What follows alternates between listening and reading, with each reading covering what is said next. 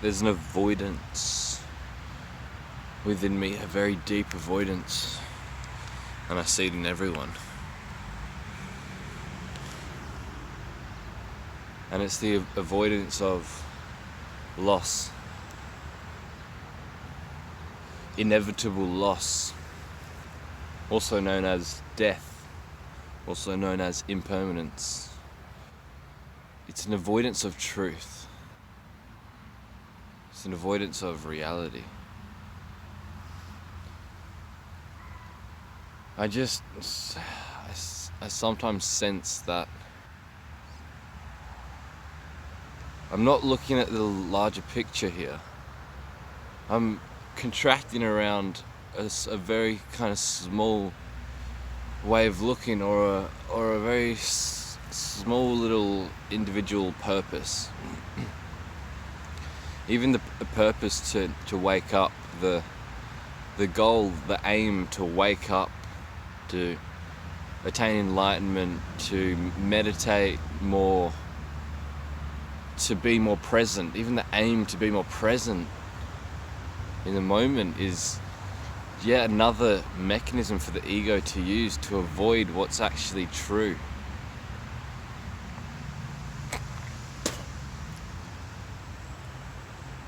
And I don't know how to pierce through this, because it's, it doesn't seem like it's in my control, because the truth is the ego's worst nightmare. The ego, by definition, lives in imagination, lives in personal reality, and rejects the actuality of reality, the only reality there is.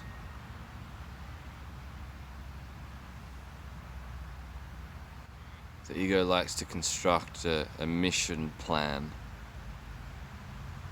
and it can be very subtle, because the mission plan can be to eradicate the mission plan. And you see that paradox there. Fuck.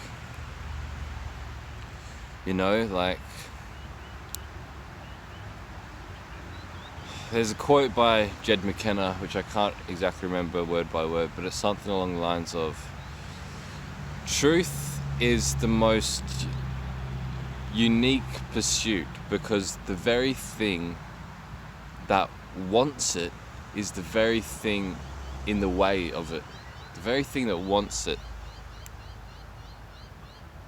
is a thing that is in the way of getting that goal,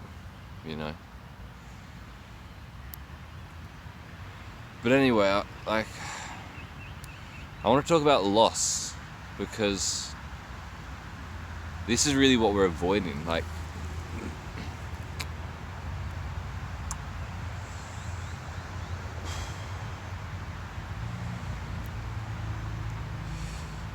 You can intellectually understand so much shit, but it means nothing if you don't actually feel it. It means nothing if you don't actually know it in your whole being on an experiential level. So, for an example, if you have a pet that you love, say a dog, they're gonna die, and you love them so much. They're gonna die, and you think about that, oh yeah, they're gonna die. That's gonna be kind of sad.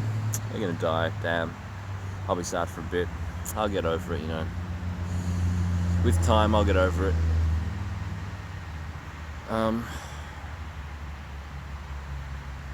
But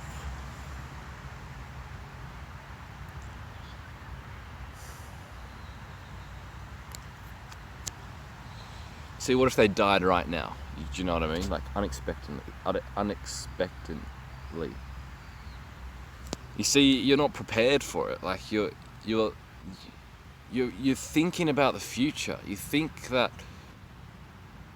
the future, the next few days in the week, in the next few months or whatever, is kind of planned. Like, life is going to be this kind of thing. You know, I wake up every morning and I'm going to start my day this way and I'm going to do all this.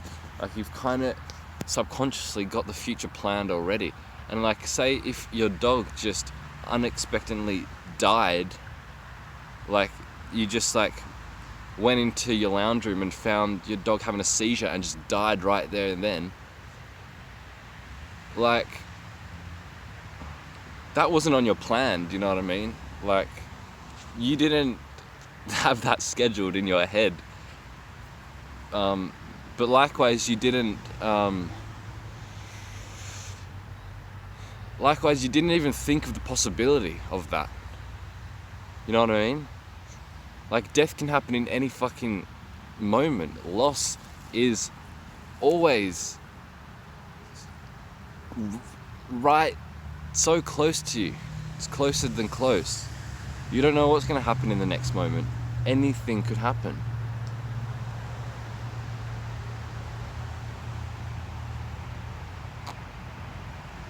So you may even think like, oh yeah, my dog's getting old. He's probably got a few years left to live. But what if, like, you know, just today, seizure, dead, forever. Like, see, that wasn't on your agenda. That wasn't, you didn't realize that could be a possibility. And even if you do, it's very hard to know that experientially rather than just to know that intellectually.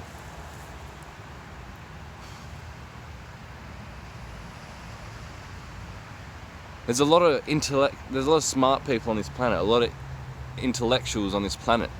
But that means fuck all. That means shit.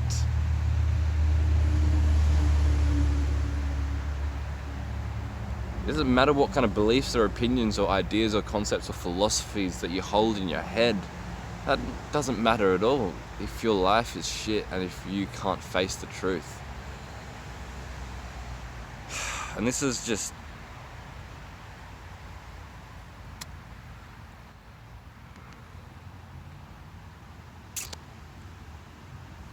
I don't know how to do this.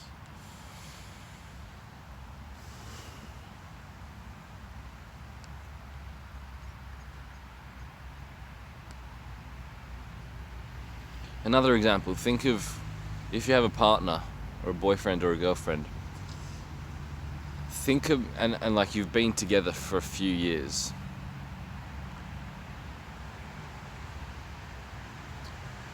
And your connection's really fucking strong and you love them so much. Imagine just one day, out of the blue, they come to you and be like, you know what, I'm not really feeling this anymore, I'm gonna leave.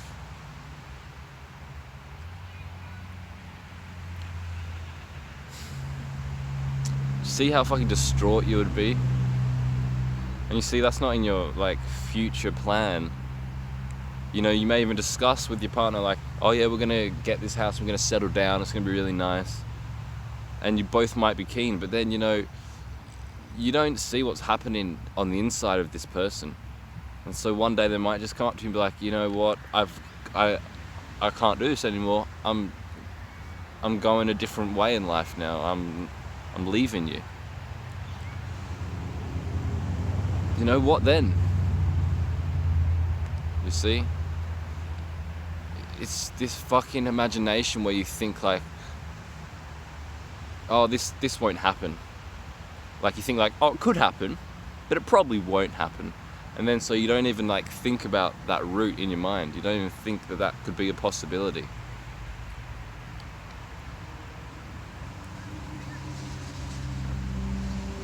And you see again, like intellectually you can think about this kind of like, oh yeah, that's gonna be kind of fucked up, but you know, like I'll get over it. You know, what else am I gonna do? Of course I'll fucking get over it. But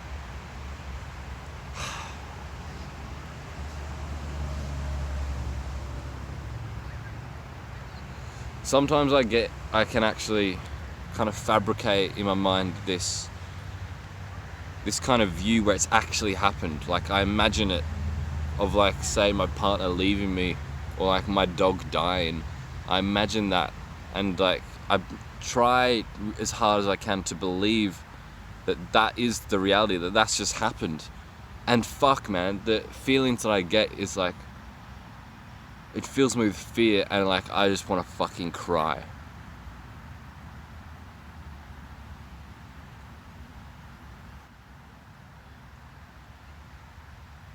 Because a part of you's dying, basically. A part of your reality's gone, dead.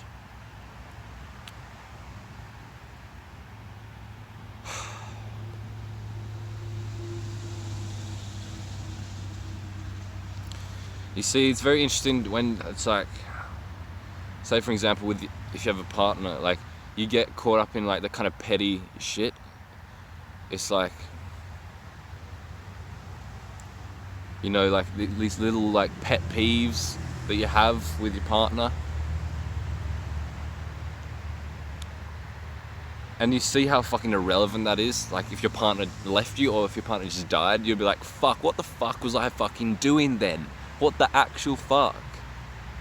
Why was I being so fucking retarded? Like, I would do anything now to have that experience back, and to not be such a fucking dickhead with all these fucking pet peeves, you know? It's easy to see that perspective intellectually, but I want to fucking get this experientially, so I don't, you know, like, I don't want to think that I've got a future, because the future's not certain whatsoever. Anything could happen.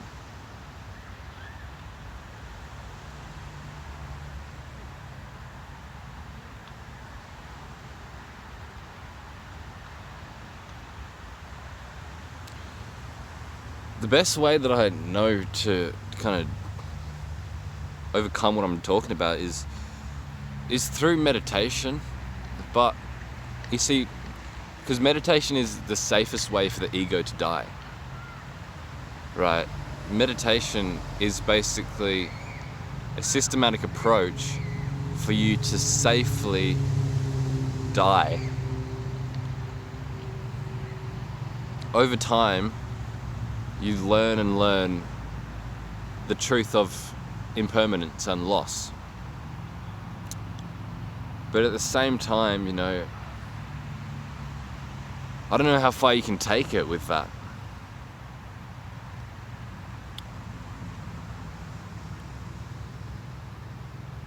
You know, there's that approach, there's that method where you kind of safely deconstruct yourself. And then there's the other method where you just go fucking balls deep into annihilating yourself. You know, like really come to terms with death. Basically, you know, that classic like Ramana Maharshi thing where he just laid down and really imagined as hard as he could that he was dead, and you know what would happen after that, you know. And it's not that you annihilate, like, when I say about like killing the ego or annihilating the self, it's not that you actually kill anything, because the self is an illusion. You see, it's like you're walking down a road at night time and you see like a snake on the side of the road and you're like, oh fuck, and you get really fearful about it and you want to try and kill it. But then you get up close and you realize it wasn't a snake, it was just a fucking rope. Right? That's the same thing with the ego, with the self. Like, you think it's a real thing. It's like you think it's you think it's like a thing, you've got to kill it. But then when you get up close to it, you realize that the thing that you were trying to kill was just an illusion, was just imagination of your mind. It was just some fabrication that you're overlaying onto reality that wasn't even real in the first place. It's just a fucking rope.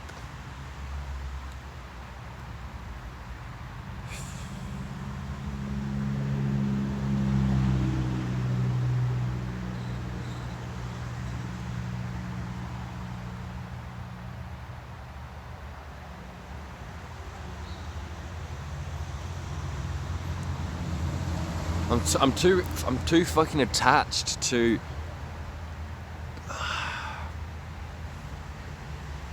this fucking spiritual knowledge, so to say. You know, another quote by Jed McKenna is like, the point of waking up is not to earn a PhD in waking up, it's to fucking wake up. And I just feel like I've got too much fucking knowledge now, you know, like, just that fucking analogy that I used about the snake and the rope, like, that just fucking boosts my fucking self, you know, that just fucking adds layers to this fucking self, instead of peeling them away. You know, this is the fucking trap that you get into. So you start this journey wanting to actually get to the truth and deconstruct yourself, but you end up just piling on more fucking layers with just spiritual shit and just fucking analogies of waking up. It's fucked up. You know, sometimes I think these videos are just a fucking ego trip, another way for me to sustain this self.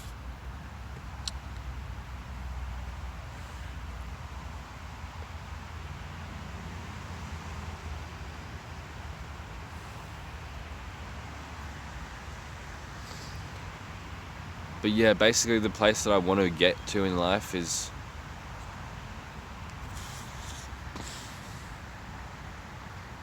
to stop avoiding the truth of the inevitable loss that I'm going to face. Everything is lost. Everything you see, every breath that you take is gone forever, and you never get it back, you know.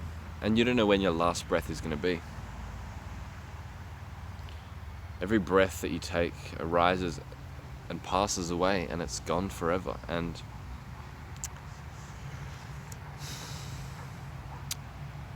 everything in your field of experience, you know, like, there are little things that are constantly dying. For instance, your breath. Even littler things like the tingling sensations in your body, every little fucking tingle in your body, right? That's a very micro loss.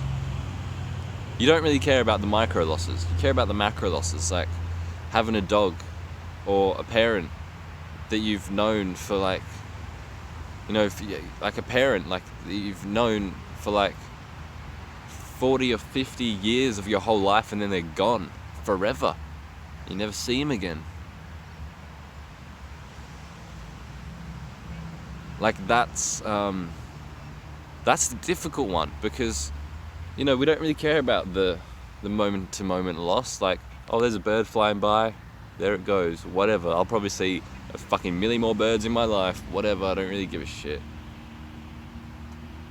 But with, like, say, a parent,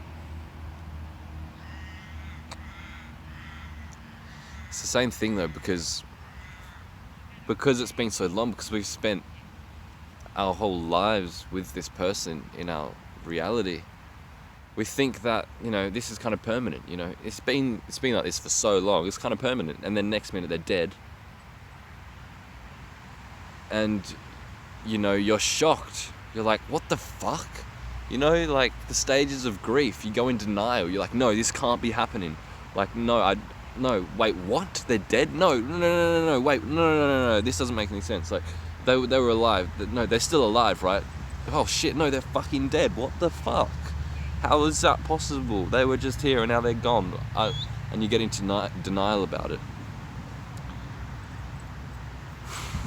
And, and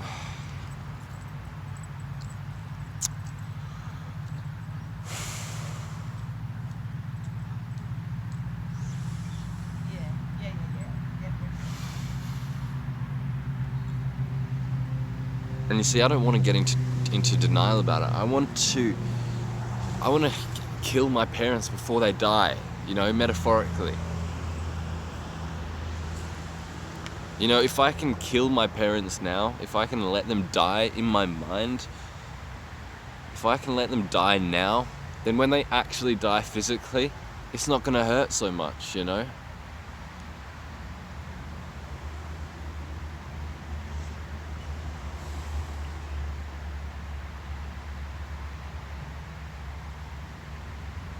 And you see, this is basically the process of waking up. and no one wants to do it because it means that you have to go through that process of grief prematurely.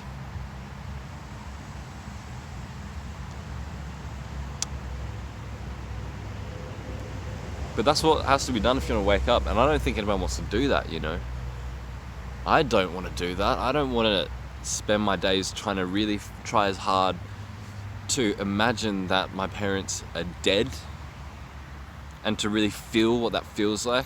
I don't want to spend my days doing that. I'd rather fucking go for a walk and eat some food and play games and all this kind of shit. But it just seems like if you're fucking serious about waking up, this is what you got to do. And you know, it just seems I'm not that serious, you know. Like I said, you know, I'm taking the safe approach, which is meditation, which is going in it for the long haul, and over time, you know, maybe, well, I don't fucking know what's going to happen, but I still practice meditation because I enjoy it, but I just think, you know, I don't know.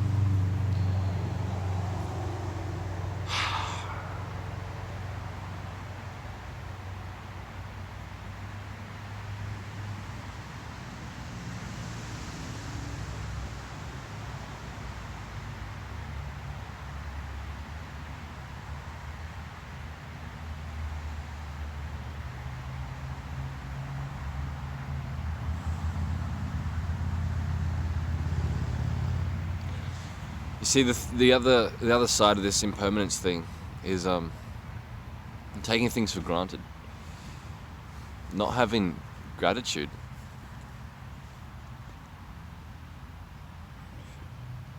You know, you go visit your parents, and you're like, oh, and you got these pet peeves with your parents. You know, you got these kind of like annoyances with your parents. It's like, oh, my parent does this thing. Like, I love them, but they're a bit, you know, they're a bit in the olden ages or whatever, you know, whatever your thing is with your parents.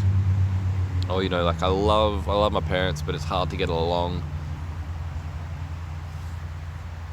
Like, you see, you're taking that for granted. You're taking that moment for granted. And like, for example, you go visit your parents, and it's like, oh, I'd kind of rather kind of leave now and go do my own thing. You know, you're like, say you're having a conversation with them, and you're like, I would rather be like, go and getting a cheeseburger or something. You know, like you're not fucking present with them, and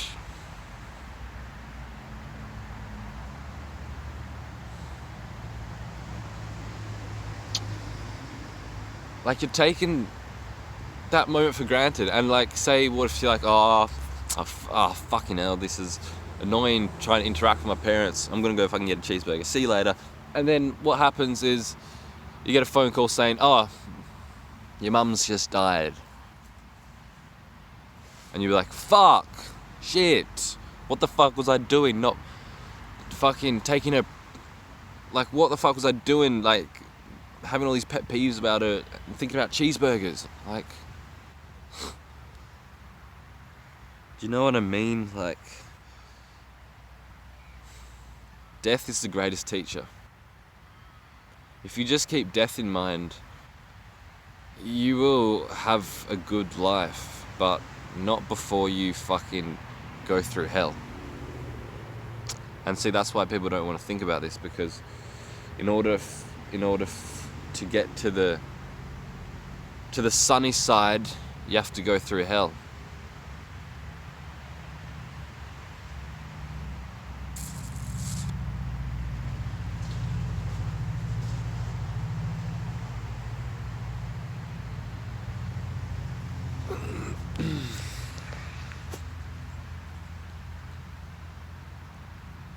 I just don't know what I'm doing in my life.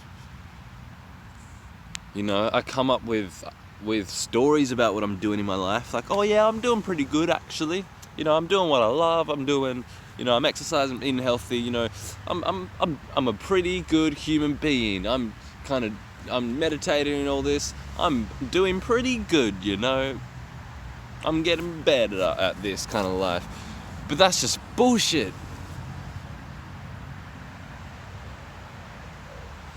It's an avoidance mechanism from the harsh truth of impermanence.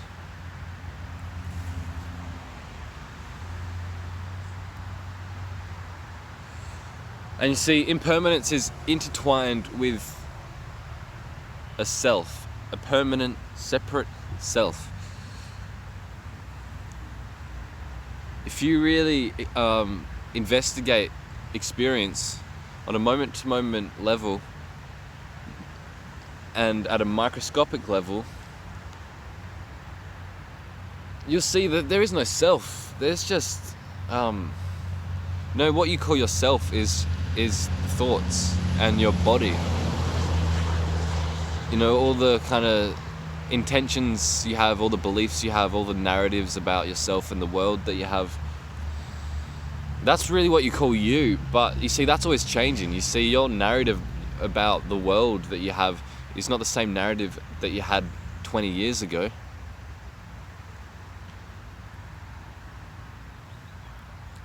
Not even the same narrative that you had 2 minutes ago. You see how that changes?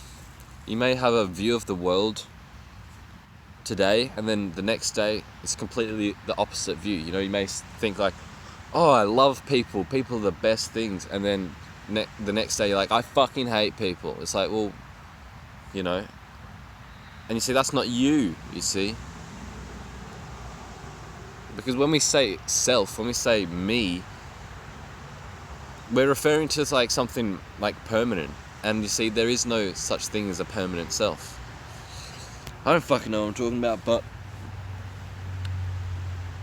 this thing of impermanence and a separate self intertwined.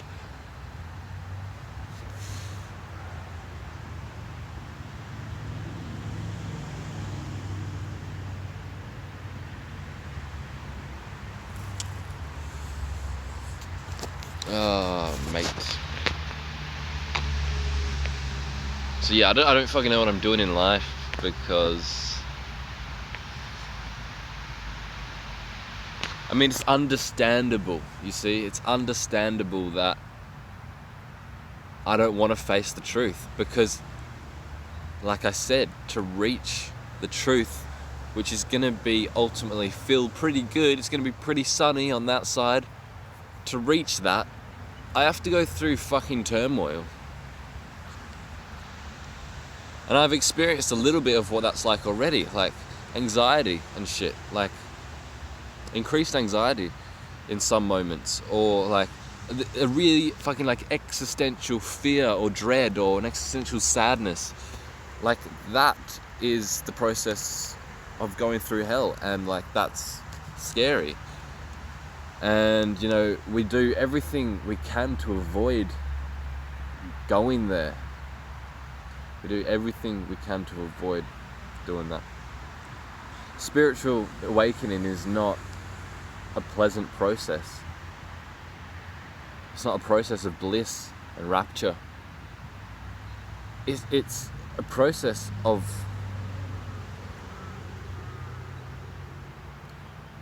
it's a destructive process of unlearning everything that you imagine to be true. And that is the scariest thing ever, because we have so many ideas and concepts about what is true, and we hold on to them so dearly, and we attach and identify with them, and it makes up our whole worldview. And then to start seeing that none of those things are true, and it's all bullshit, and we've been living in a prison, we've been living in a lie, we've been living in a dream world. Do you see how fucking much that would hurt? You see how much that would really fucking tear you apart?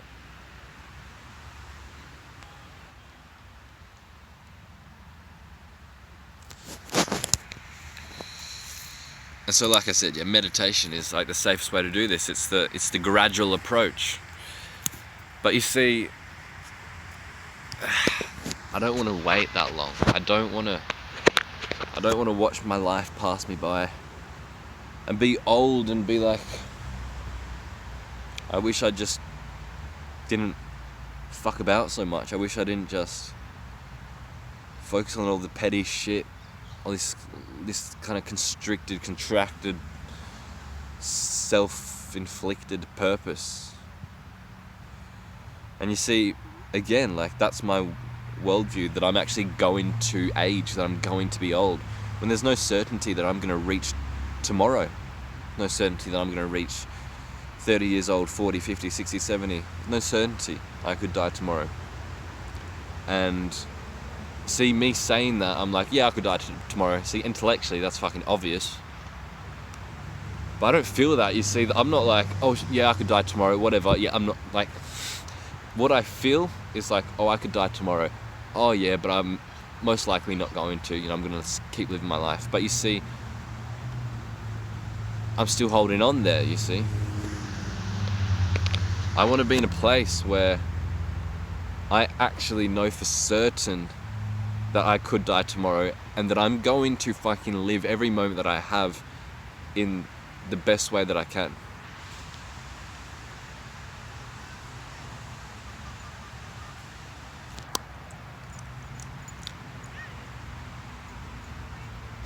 Because right now, I intellectually understand, like, oh yeah, I could die tomorrow. But I don't actually feel that experientially. I'm still subconsciously like, it's unlikely that will happen. And I'll probably live to an old age when all that's just imagination. Like, all that's just... You see, that's me holding on to something that isn't true. That's me holding on to an imagined reality. And you see, when that imagined reality crumbles down when faced with the truth, you know how much I'm going to fucking suffer? A fucking ton. Like, let's switch this around where it's not me that's dying, but it's my fucking loved one that's dying. So I'm like, oh, my loved one could die tomorrow. Oh yeah, but it's unlikely that it will happen. They'll probably live a lot longer, And so I'm holding on to this imagined reality. And then say, what if they do fucking die tomorrow? Then I'm like, oh shit, I did not think this would happen. I thought this was very unlikely, but no, I was wrong. And that's why I suffer. That's why we all suffer, because we're living in our imaginations. We're living in an imagined reality that has no existence. And when the actual reality fucking presses its face up against your fucking little fucking imagined reality that you've created, that's gonna crumble and you're gonna fucking suffer.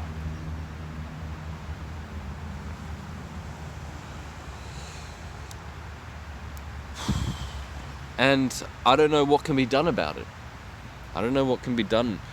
I don't know how to fucking break this shit, because the ego is a very mischievous, clinging, slimy thing that attaches itself to anything it can get its hands on. The ego does everything in its power to avoid truth, because truth means the death of ego, and the ego doesn't want to die.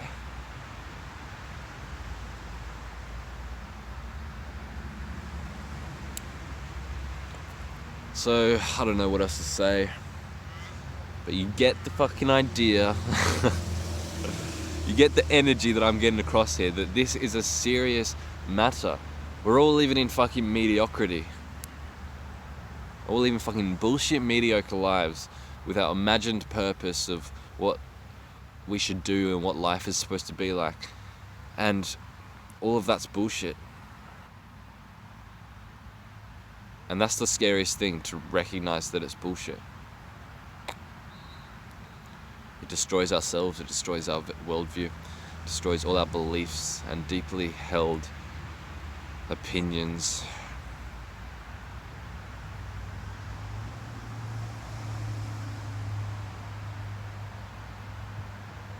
This is a serious thing.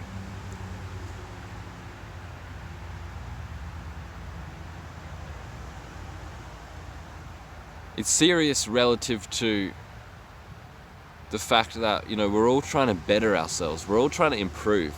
We're all trying to be the best that we can. We're all trying to be the healthiest that we can.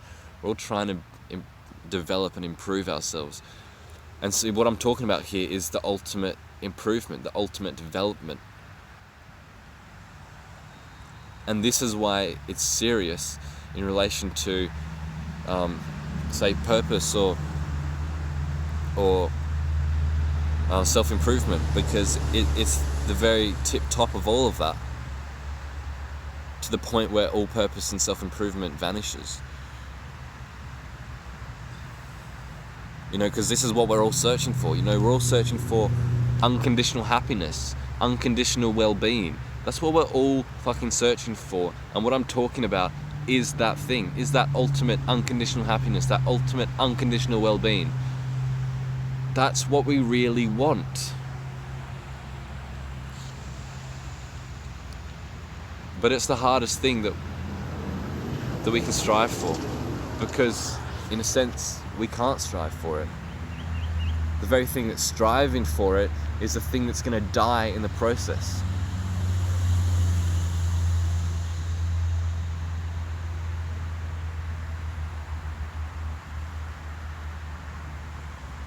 Anyway, that's all I have to say.